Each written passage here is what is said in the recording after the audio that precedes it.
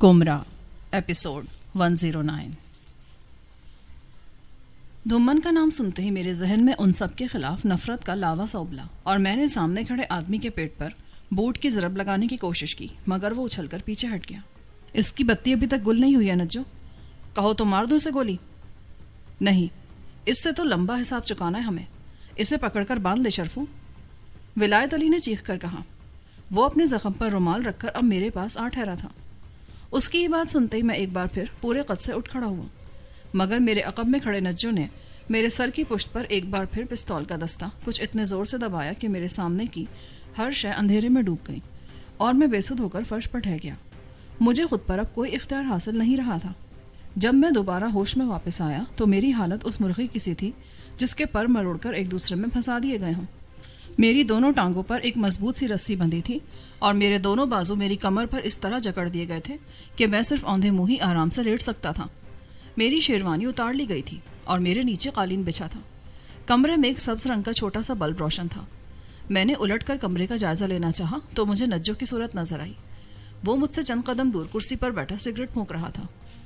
मुझे होश में आते देखकर पिस्तौल को बाएं हाथ में लहराकर वो बोला, क्या हाल है प्यारे, तेरा जी तो नहीं मतला रहा? क्या हाल है प्यारे, तेरा जी तो नहीं मतला रहा?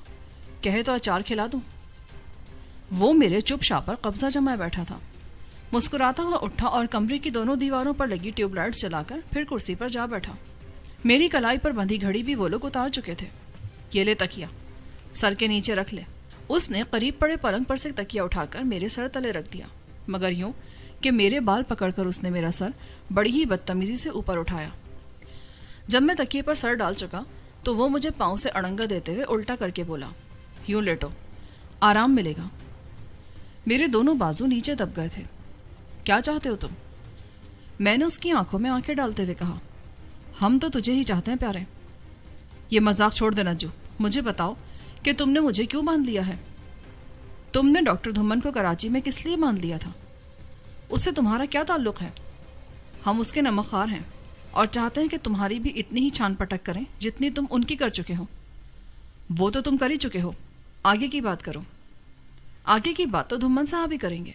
अभी तो हमें ये हुक्म है कि हम तुझसे वो 75 लाख रुपया उगलवाएं जो तुमने उनसे छीन लिया था। वो मेरे पास नहीं है, कराची के एक बैंक में पड़ा है। वहाँ की सैर भी हम तुम्हें ज़रूर कराएंगे और फिर सुपुर्द खुदा करके तुम्हें समंदर में डाल देंगे। मछलियों को अच्छा नाश्ता मिल जाएगा। तुम बहुत घटिया बात कर रहे हो। तुम्हें पता नहीं है कि तुम किस आग में हाथ डाल चुके हो। हमारी फिक्र ना करो प्यारे, आप ही को डॉक्टर धुम्मन ने पुलिस से छुड़ाकर अपनी हवालात में डाल रखा है और वहां तक तुम्हारे ढिल्लो साहब कभी नहीं पहुंच सकते। ये विलायत अली कौन है? धुम्मन साहब का दोस्त है, मगर इतनी सारी बातें अपने मगज में जमा ना करो, पागल हो जाओगे।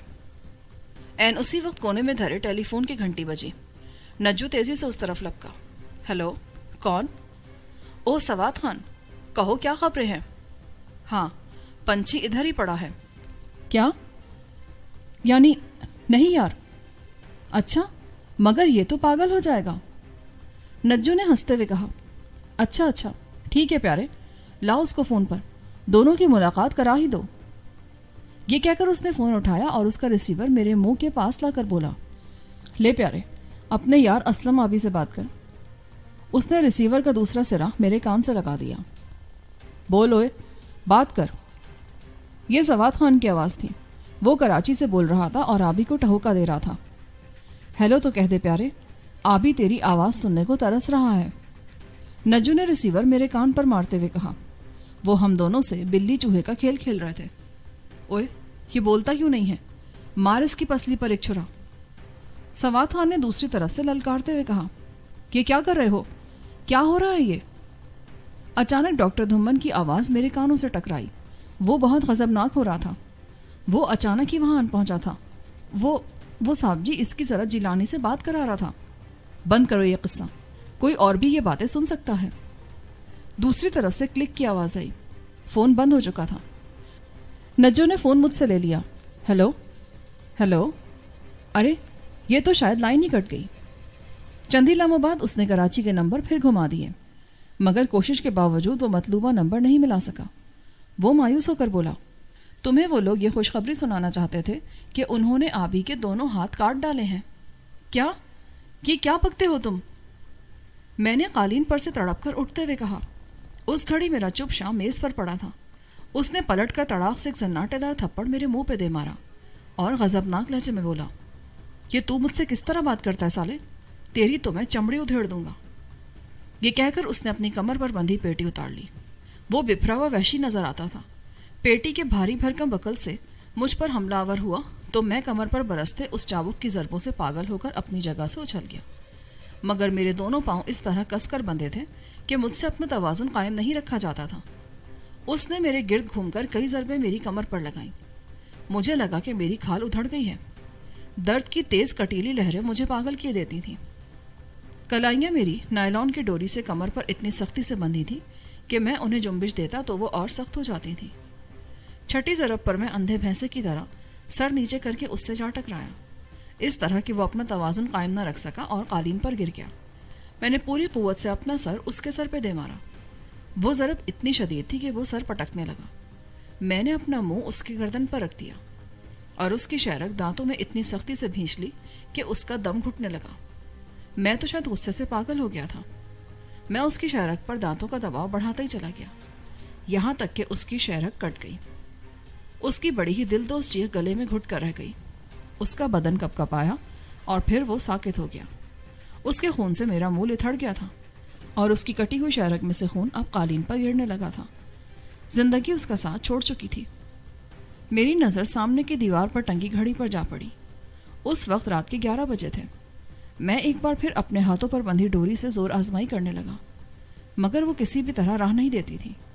نجو کے خون سے میرے منہ کا ذائقہ بہت ہی خراب ہو رہا تھا۔ میں نے کئی بار قالین پر تھوک کر منہ صاف کیا اور پھر اپنے بدن کو سکیڑ کر میں نے اپنی کمر باہوں کے حلقے میں سے گزارنے کی کوشش کی۔ یہ راستہ زیادہ آسان ثابت ہوا۔ ابھی میرے بدن میں اتنی لچک باقی تھی کہ میں کوئی ہڈی توڑائے بغیر اسے دوہرا کر سکتا تھا۔ چندی لمحوں بعد میری بندھی ہوئی کلائیاں میرے سامنے آ چکی تھیں۔ اب میں اپنی باہوں کو زیادہ آسانی سے حرکت دے سکتا تھا۔ میز پر نجو کا سگریٹ لائٹر دھرا تھا۔ میں نے قالین پر بندھے بندر کی طرح اچھل اچھل کر خود کو میز کے قریب کیا اور پھر دونوں ہاتھ آگے بڑھا کر انگلیوں سے لائٹر اٹھا لیا۔ وہ گیس لائٹر تھا۔ اسے جلا کر میں نے میز پر رکھا اور وہ نائلون کی ڈوری اس کے شعلے پر رکھ دی۔ شعلہ اپنا کام دکھا گیا۔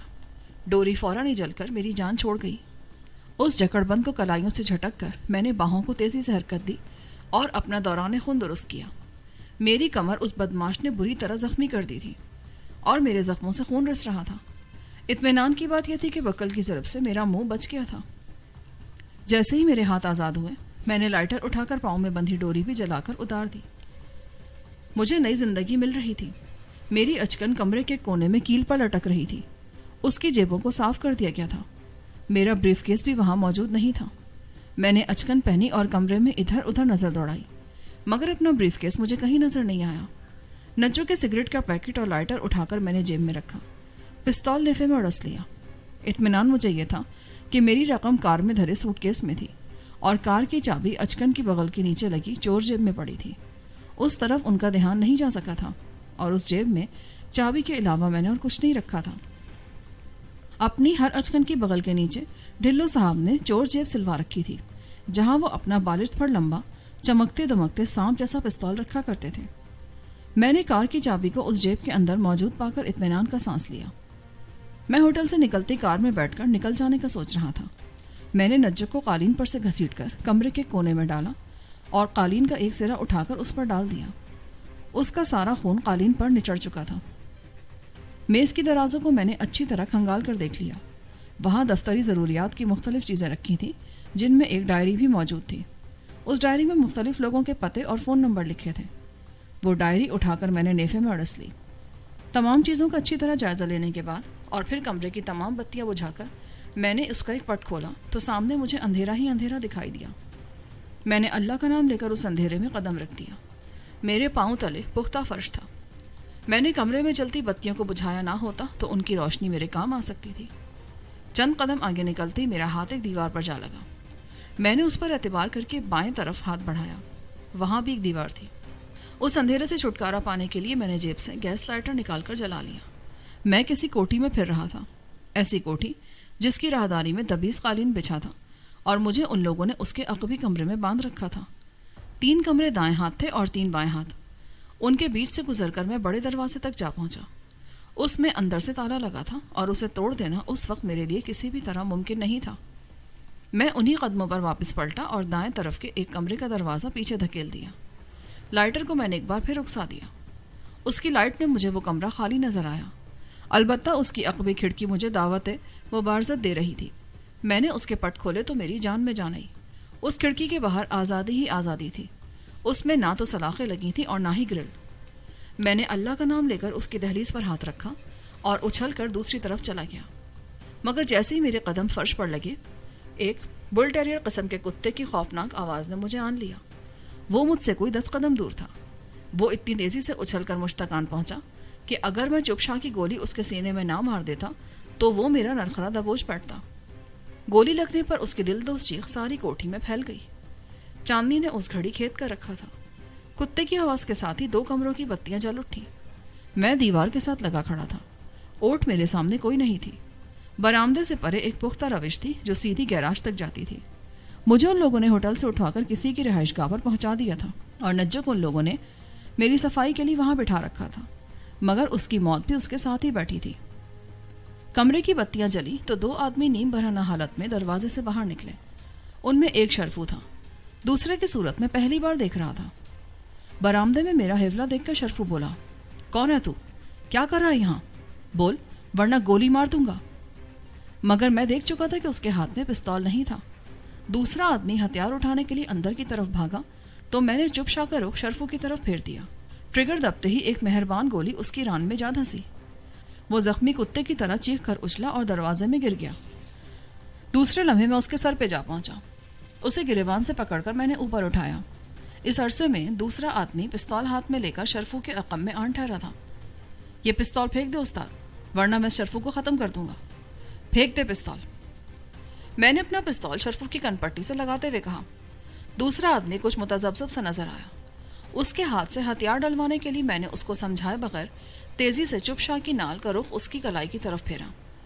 گولی ٹھک سے نکل کر اپنا کام کر گئی. اس کے ہاتھ سے پستول نیچے گراتے ہی میں نے شرفو کو پوری قوت سے اس کی طرف گرا دیا. یوں کہ شرفو اس کے اوپر جا پڑا. میں اس بدماش کو کوئی موقع نہیں دینا چاہتا تھا. اس کی منجلی انگلی سے خون رسنے لگا تھا. میں نے آگے بڑھ کر اس کی گردن پر اپنی انگلیاں جما کر اس کی رگے احساس مسل دی. وہ مزاحمت کے قابل ہی نہیں تھا. فوراً ہی بے سدھ ہو گیا. کمرے کے اندر 2 پلنگ بچھے تھے. یوں لگتا تھا جیسے کوئی ابھی ابھی ان سے اتر کر وہاں سے باہر نکل گیا ہے. میز پر شراب کی بوتلیں, گلاس اور سوڈے سے بھرا ایک جگ نظر آ رہا تھا. میں نے شرفو سے ذرا دور پڑا پستول اٹھا کر جیب میں رکھا. کمرے میں بڑی ہی خوشگوار قسم کی خوشبو پھیلی تھی. شرفو کی ران میں لگی گولی نے اسے مفلوج کر دیا تھا. وہ مجھے یوں دیکھ رہا تھا جیسے اسے اپنی آنکھوں پر اعتبار نہیں آ رہا ہو. دونوں آدمی ریشمی دھوتیاں اور بنیانے پہنے تھے. میں نے ان سے صرف نظر کر کے غسل خانے کا دروازہ کھول دیا. مجھے معلوم ہونا چاہیے تھا کہ وہ زنانہ کپڑے وہاں کیا کر رہے ہیں. جیسے ہی میں نے دروازہ کھولا میرا سارا جسم سنسنا گیا. سامنے کسی مغربی مصور کے 2 مجسمے کھڑے تھے. وہ 2 لڑکیاں تھیں اور ایک دوسرے سے لپٹی تھر تھر کانپ رہی تھیں. کون ہو تم اور کیا کر رہی ہو یہاں؟ میں نے انہیں غسل خانے سے باہر بلا کر پوچھا. ہمیں کرمو کوچوان یہاں چھوڑ گیا تھا. ایک نے کہا. کہ کس کی کوٹھی ہے؟ انہی کی ہے. یہ لیاقت صاحب ہے. ان کا بیکری کا کاروبار ہے. ہوٹلوں کو مال سپلائی کرتے ہیں. اس کی آنکھیں اب ان دونوں منہدم آدمیوں پر ٹکی تھیں. رہتی کہاں ہو تم؟ ہم وسن پورہ سے آئی ہیں. یہ کوٹھی کس جگہ ہے؟ ڈیوڈ روڈ پر ہے یہ کوٹھی. ولایت علی کو جانتی ہو؟ جی ہاں, وہ شام کو یہاں ہی تھے. اور نجو کو؟ اسے بھی جانتی ہو؟ وہ بھی شام کو ادھر ہی تھا. یہ لیاقت علی یہاں رہتا ہے؟ جی ہاں, ان کے بیوی بچے 6 ماہ سے کوہاٹ گئے ہوئے ہیں. یہ وہیں کے رہنے والے ہیں. وہ لڑکی میری ہر بات کا جواب دیے جاتی تھی, بالکل مکان کے انداز میں, مگر وہ مجھ سے نظریں نہیں ملا رہی تھی. اچھا, ولایت علی کا گھر کہاں ہے؟ وہ تو ادھر سمن آباد میں رہتے ہیں. کس مکان میں؟ ظفر علی ہائی اسکول کے پاس مکان ہے ان کا. ایک بڑی کوٹھی ہے ان کے پاس. اکیلا رہتا ہے وہ وہاں؟ جی نہیں, ان کے بیوی بچے بھی ساتھ ہیں. یہ کوٹھی ان لوگوں نے اپنے عیش کے لیے لے رکھی ہے. کیا نمبر ہے اس کوٹھی کا؟ ہمیں نہیں معلوم. اس کا فون نمبر معلوم ہے تمہیں؟ جی ہاں, ان کی ڈائری میں لکھا ہے. اب وہ زیادہ اعتماد سے بات کر رہی تھی. وہ ڈائری کہاں ہے؟ شام کو وہ میں نے نجو کے ہاتھ میں دیکھی تھی. وہ دوسرے کمرے میں لے گیا تھا. وہ یہ تو نہیں ہے؟ میں نے نیفے میں عرصی ڈائری نکال کر اس کو دکھائی. جی ہاں یہی ہے. نام کیا ہے تمہارا؟ میرا نام سائقہ ہے اور اس کا تابہ. تمہیں پتہ ہے کہ مجھے بھی یہاں بند کیا گیا تھا؟ جی نہیں، مجھے کسی نے نہیں بتایا. اچھا ٹھیک ہے، تم دونوں میرے ساتھ دوسرے کمرے میں چلو اور میں جو کہوں وہ خاموشی سے کرتی جاؤ. آپ ہمیں ماریں گے تو نہیں؟ دوسری لڑکی نے پہلی بار منہ کھولتے ہوئے کہا. اس کی آواز میں خوف ابھی تک نمایاں تھا. نہیں، میں عورتوں پر ہاتھ نہیں اٹھاتا. ویسے یہ بتا دوں کہ میں نے نجو کو قتل کر دیا ہے. وہ مجھے مار دینا چاہتا تھا. چلو میرے ساتھ. یہ کہہ کر میں نے ان پر پستول تان لیا اور انہیں کمرے سے باہر نکالا. دروازے پر چٹخانی چڑھا کر میں انہیں کوٹھی کے اس کمرے میں لے گیا جہاں نجو کی لاش پڑی تھی. میں نے بتیاں جلائیں تو نجو کو یوں کٹی پھٹی لہو لہان حالت میں دیکھ کر ان دونوں نے منہ پر ہاتھ رکھ لیے. وہ اپنی چیخیں دبانے کی ناکام کوششیں کر رہی تھیں. ان کے لیے وہ منظر ناقابل برداشت تھا. آپ نے لیاقت صاحب کو بھی مار دیا اور اسے بھی؟ لیاقت ابھی زندہ ہے. تم یوں کرو مس ذائقہ کہ اس ڈائری میں دیکھ کر ولایت علی کو فون کرو اور اسے کہو کہ وہ فوراً ڈیوڈ روڈ پر پہنچ جائے. کہنا کہ لیاقت صاحب سخت بیمار ہو گئے ہیں. جی بہت اچھا. اس نے ڈائری میرے ہاتھ سے لیتے ہوئے کہا. اور دیکھو تم وہی کہو گی اسے جو میں نے تمہیں بتایا ہے. وہ کوئی سوال پوچھے تو اس کا جواب وہی دو گی جو میں چاہتا ہوں. اگر تم نے میرے بارے میں یا ان لوگوں کے متعلق کوئی بات اسے بتائی تو یہ دیکھ لو میں بدن میں سوراخ ڈال کر آدمی کو مار دیتا ہوں. میں نے پستول اس کی آنکھوں کے سامنے لہراتے ہوئے کہا. جی جی میں وہی کہوں گی جو آپ نے بتایا ہے. وہ لرزتے لہجے میں بولی. کہنا کہ لیاقت کو لرزے کا بخار چڑھا ہے اور وہ بہت زیادہ بیمار ہے. یہ کہہ کر میں نے اسے کرسی پر بٹھا کر ریسیور اس کے ہاتھ میں تھما دیا. اس نے ڈائری میں سے جھانک کر ایک نمبر میں لایا. وہ ولایت علی کا ہی نمبر تھا. دوسری طرف سے چند لمحوں کے توقف کے بعد کسی کی آواز سنائی دی. میں نے بھی کان ریسیور کے سمے حصے پر لگا دیے. وہ ولایت علی ہی کی آواز تھی. ہیلو. جی میں سائقہ بول رہی ہوں. کیوں فون کیا ہے تم نے؟ ولایت علی نے بڑے ہی باروب لہجے میں پوچھا. وہ صاحب جی لیاقت صاحب بہت بیمار ہو گئے ہیں. انہیں لرزے کا تپ چڑھا ہے اور وہ آل فال بک رہے ہیں. انہوں نے شرفو کے سر میں شیشے کا گلاس مار دیا. شرفو سخت زخمی ہے. وہ نجو کہاں ہے؟ وہ تو پتہ نہیں کہاں ہے. باہر چلے گئے تھے کوئی گھنٹہ پہلے. سائقہ کا دماغ کام کرتا تھا اور وہ موقع کی نزاکت کو اچھی طرح سمجھ رہی تھی. چپ شاہ نے اسے سیدھی راہ پر لگا دیا تھا. کیا بکتی ہو تم؟ لیاقت بیمار ہے تو میں کیا کروں؟ وہ کتا زیادہ پی کیا ہوگا؟ پتہ نہیں صاحب جی، میں نے آپ کو بتانا ضروری سمجھا. ان کی حالت بہت زیادہ خراب ہو رہی ہے. ٹھیک ہے میں ابھی آتا ہوں. نجو واپس آئے تو اسے کہنا کہ وہ وہیں ٹھہرے. پتہ نہیں یہ بدبخت کیا کرتے ہیں. یہ کہہ کر ولایت علی نے فون بند کر دیا. شاباش، مجھے تمہاری حاضر دماغی پسند آئی. تم بہت اچھی لڑکی ہو. آؤ اب کسی صاف ستھرے کمرے میں بیٹھتے ہیں. مگر نہیں، ذرا میں اس ڈائری میں دیکھ لوں. ایک نمبر کراچی کا بھی ملاؤ. یہ کہہ کر میں نے ڈائری اس کے ہاتھ سے لے لی. اس میں بہت سے نمبر لکھے تھے اور وہ حروف ابجد کے حساب سے تھے. دھمن کا نام بھی مجھے اس میں جلد ہی نظر آ گیا. وہ نمبر میں نے سائقہ کے سامنے رکھ دیا. تابہ کو میں نے اپنے دائیں بازو میں یوں پکڑ رکھا تھا کہ وہ ہل نہیں سکتی تھی. سائقہ نے 3-4 بار وہ نمبر آزمائے مگر دوسری طرف سے کسی نے بھی فون نہیں اٹھایا. مایوس ہو کر میں نے ڈائری اٹھا کر نیفے میں اڑس لی اور ان دونوں کو ساتھ لے کر میں اس کمرے سے باہر نکل آیا. ان پر میں مزید بھروسہ نہیں کر سکتا تھا. ان کے اعصاب چٹکتے جا رہے تھے. یوں میری معمول بن کر زیادہ دور تک وہ میرے ساتھ نہیں چل سکتی تھی. کسی بھی لمحے ان کا حوصلہ ٹوٹ سکتا تھا. اس کوٹھی میں 4 بیڈ روم تھے اور وہ کمرہ بطور اسٹڈی استعمال ہوتا تھا جس میں نجو کی لاش پڑی تھی. ایک بیڈ روم میں لیاقت اور شرفو پڑے تھے. شرفو اس لحاظ سے خوش قسمت رہا کہ اس نے زخم کھا لینے کے بعد کوئی فطور نہیں مچایا تھا. زخمی ران کو دیکھ دیکھ کر اس کے ہوش اڑے جاتے تھے اور وہ بالکل ہی ہمت ہار بیٹھا تھا. میں نے ان دونوں لڑکیوں کو اسی کمرے میں لے جا کر غسل خانے میں دھکیل دیا. مجھے افسوس ہے مگر یہ بہت ضروری ہے. ادھر چپ چاپ کھڑی رہو. میں تمہیں کوئی نقصان نہیں پہنچاؤں گا. میں ولایت علی سے مل لوں اس کے بعد خود تمہیں تمہارے گھروں کو چھوڑ دوں گا. میں نے ان دونوں کو پیچھے دھکیل کر غسل خانے کا دروازہ باہر سے بند کر کے چٹخنی چڑھا دی. شرفو مجھے ٹکٹکی باندھے دیکھ رہا تھا. دونوں ہاتھوں سے اس نے اپنی زخمی ران دبا رکھی تھی جس میں سے خون اب رسنا بند ہو چکا تھا. جیسے ہی میں نے پلٹ کر اسے دیکھا اس نے نظریں جھکا لی. صبر کر شرفو، میں جلدی تیرا علاج کرا دوں گا. میں تجھے زیادہ دیر تک زندہ نہیں رہنے دوں گا. یہ کہہ کر میں نے پلنگ سے اٹھا کر ایک چادر پھاڑی اور اس کی پٹی کس کر اس کی ران پر اس طرح باندھ دی کہ اس کا زخم کھچ سا گیا. وہ درد کے ٹیس سے ذرا سا بلبلایا تو میں نے گرا نرم کر دی اور اسے گھسیٹ کر ایک کونے میں ڈال دیا۔ لیاقت یوں سانس لے رہا تھا جیسے وہ نزا کے عالم میں ہو۔ میں نے اس کی نبض دیکھی تو مجھے اطمینان ہوا کہ وہ مر نہیں جائے گا۔ وہ جھٹکا سہ گیا تھا۔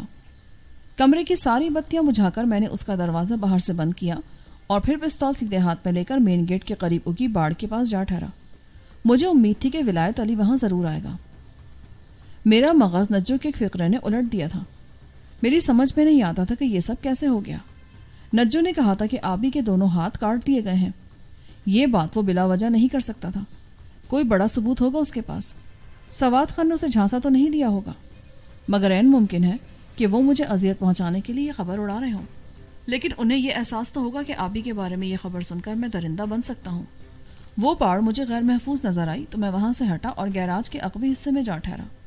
چھت اس کی زیادہ اونچی نہیں تھی۔ میں نے دیوار کی اینٹوں کی درازوں میں انگلیاں پھنسائی اور پھر زمین سے 3 فٹ اوپر اٹھ کر میں نے منڈیر پر ہاتھ ڈال دیا۔ چھت پر پہنچ کر میں خود کو زیادہ محفوظ تصور کر رہا تھا اور وہاں سے میں لیٹ کر آنے والوں کو زیادہ بہتر طریقے سے گولی کی زد میں لا سکتا تھا۔ کوئی 10 منٹ بعد ایک گاڑی دروازے پر آ رکی۔ ڈرائیور نے نیچے اتر کر دروازے کے اندر ہاتھ ڈال کر چٹخانی ہٹائی اور پھر گاڑی کو سٹارٹ کر کے اندر لے آیا۔ تب مجھے احساس ہوا کہ میں نے مورچہ ہی غلط جگہ پر بنایا تھا۔ گاڑی کو گیراج میں ٹھہرانے کے بجائے وہ عمارت کے قریب لے گئے۔ گاڑی رکی تو ولایت علی تیزی سے باہر نکلا۔ ڈرائیور بھی اس کے ساتھ ہی گاڑی سے نکل گیا۔ جیسے ہی وہ عمارت کے اندر گھسے، میں گیراج کی چھت پر سے نیچے کودا اور پنجوں پر بھاگتا ہوا گاڑی کے پاس جا پہنچا۔ وہ لوگ اس وقت کمرے میں داخل ہو کر بتیاں جلا چکے تھے کہ میں نے دروازے پر پہنچ کر اپنے چپ شاہ کی رگ دبا دی۔ 2 گولیاں ان دونوں کی پنڈلیوں میں بے آواز دھسی۔ وہ زخمی گدھوں کی طرح قلابازی کھا کر دائیں بائیں گرے تو میں نے اپنے لہجے کا تمام تر تحکم ان کی طرف منتقل کرتے ہوئے کہا، وہیں پڑے رہو ولایت علی، مجھے تم سے بہت کچھ پوچھنا ہے۔ ان دونوں کی آنکھوں میں دہشت ابھر آئی۔ ولایت علی کے ہاتھ میں پستول ہوتا تو شاید وہ مجھے اس حالت میں بھی بے بس کر دیتا۔ اس کے چہرے پر کرب کے آثار نہیں تھے، ایک تحیر تھا، ایسا تحیر جو کسی شکرے پر اس گھڑی طاری ہوتا ہے جب وہ کسی شکار پر جھپٹنے کے دوران کسی شکاری کے چھرے سے زخمی ہو جائے۔ میرا خیال ہے کہ وہ بہادر آدمی تھا، البتہ اس کے ڈرائیور کا چہرہ بہت ہی مکروہ ہو رہا تھا۔ درد نے اسے پاگل کر دیا تھا۔ میں نے آگے بڑھ کر ڈرائیور کی گردن پر اپنی گرفت مضبوط کر کے اس کی رگ مسل دی۔ وہ بے سدھ ہوا تو میں نے پستول کا رخ ولایت علی کی طرف رکھ کر ڈرائیور کی جیبیں ٹٹولی۔ ان میں کوئی ہتھیار موجود نہیں تھا۔ اس کی طرف سے بے فکر ہو کر میں نے ولایت علی کی تلاشی لی۔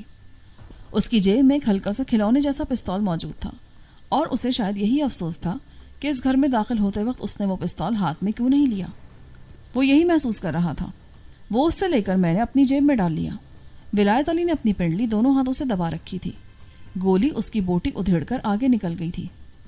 میں نے نجو کو مار دیا ولایت علی، اور شرفو اور لیاقت بے ہوش پڑے ہیں۔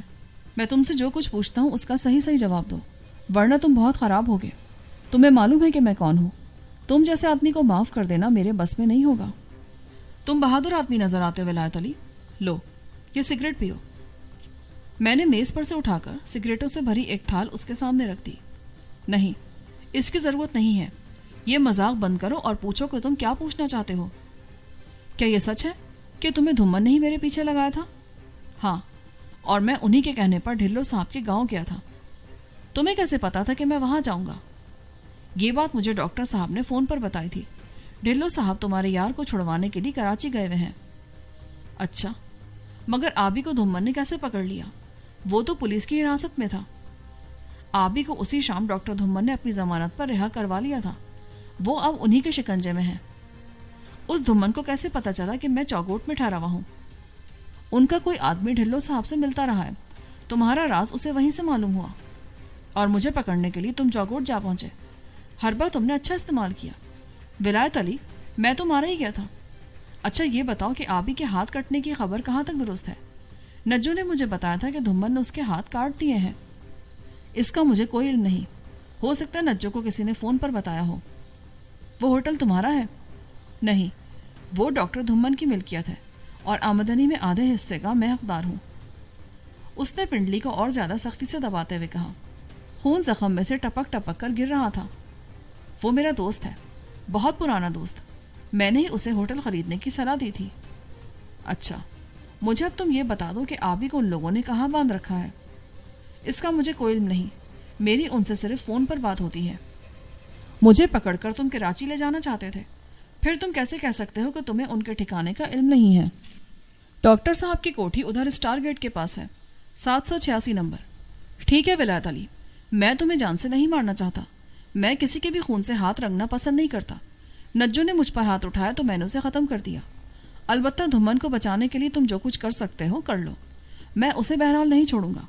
میں جا رہا ہوں، وہ دونوں لڑکیاں اس غسل خانے میں بند ہیں، تمہاری گاڑی کچھ دنوں بعد تمہیں واپس مل جائے گی۔ یہ کہہ کر میں نے سگریٹ کے 2 پیکٹ اور لائٹر میز پر سے اٹھا کر جیب میں رکھے اور کمرے پر ایک اچٹتی سی نظر ڈال کر میں باہر جانے لگا تو ولایت علی بولا، میری گاڑی مت لے جانا، مجھے دن رات اس کی ضرورت رہتی ہے۔ اپنی جان کے صدقے میں تم مجھے اتنی سی رعایت بھی نہیں دو گے ولایت علی؟ یہ کہہ کر میں نے وہ چھوٹا سا پستول جیب سے نکال کر اس پر گولی یوں داغ دی کہ اس کے وہ گھنے بالوں کو چاٹتی ہوئی نکلی اور دیوار میں جا لگی۔ ولایت علی منجمد ہو کر رہ گیا، مگر جب اس نے جان لیا کہ میں نے اسے محض خوفزدہ کرنے کے لیے وہ گولی چلائی ہے جس کا دھماکہ خاصا خوفناک تھا، تو اس کے لبوں پر بڑی ہی رسیلی مسکراہٹ ابھر آئی۔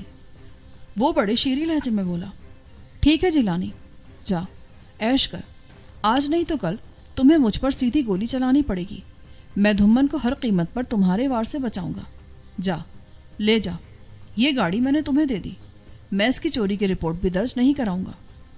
یہ کہہ کر وہ قالین پر چت لیٹ گیا، زانوں اوپر اٹھا کر اس نے اب پتلون ران تک پیچھے کھینچ لی۔ مجھے معلوم تھا، اچھی طرح معلوم تھا کہ میری اس کارروائی نے اس کے جاخن توڑ دی ہے۔ اس کا سارا منصوبہ تلپٹ ہو گیا تھا، ایک ایک کر کے اس کے سارے یار میں نے اس سے چھین لیے تھے، مگر وہ اب بھی منجھے ہوئے تلواریے کی طرح میرے سامنے جم کر کھڑا تھا۔ وہ ہار نہیں مان رہا تھا، اس نے صاف کہہ دیا تھا کہ وہ دھمن کو مجھ سے ہر قیمت پر بچا لے گا۔ میں نے اس پر ذرا سا بھی رد عمل ظاہر نہیں ہونے دیا، اس کے ماتھے پر شکن نہیں ابھری تھی، یوں لگتا تھا جیسے وہ اپنے دل میں پہلے ہی سے کسی ایسے منظر کو آراستہ کیے بیٹھا تھا، اور اسے معلوم تھا کہ میں نے پلٹ کر اسے ڈس لیا تو ان کی حالت ایسی ہی ہو جائے گی۔ وہ جو اندر غسل خانے میں کھڑی تھی اور جنہیں ان کے پیٹ کی آگ نے اس حال کو پہنچا دیا تھا، ان کے بارے میں بھی ولایت علی نے ایک لفظ نہیں کہا۔ گاڑی کی چابی میں نے بے ہوش ڈرائیور کی جیب سے نکالی اور پھر تیز تیز قدم اٹھاتا میں گاڑی میں جا بیٹھا۔ وہ کوٹھی کئی دوسری عمارتوں کے عین عقب میں تھی۔ میں ذرا آگے نکلا تو ایک بہت مشہور و معروف آدمی کی خوبصورت رہائش گاہ کی پیشانی پر مجھے اس کے نام کا نیون سائن چمکتا نظر آیا۔ اس کے دروازے پر رات کے اس منجلے پہر میں ایک مسلح پہرے دار کھڑا تھا۔ میں اس بڑے آدمی کی بڑی ہی پرشکو کوٹھی کے سامنے سے رفتار کو اور زیادہ دباتا ہوا بڑی سڑک پر جا نکلا۔ میرا دماغ اس گھڑی بہت زیادہ الجھا ہوا تھا۔ اگر میں اس پیر آباد کے چودھری رحمت علی کی تقدیر کا آخری المناک منظر دیکھنے کے لیے سودرا کی طرف نہ نکل جاتا تو شاید میرے پاؤں کسی صحیح سمت میں اٹھ جاتے، مگر ڈھلو صاحب پر جو میں اندھا اعتماد رکھتا تھا وہ مجھے کسی اور طرف دیکھنے کی مہلت ہی نہیں دیتا تھا۔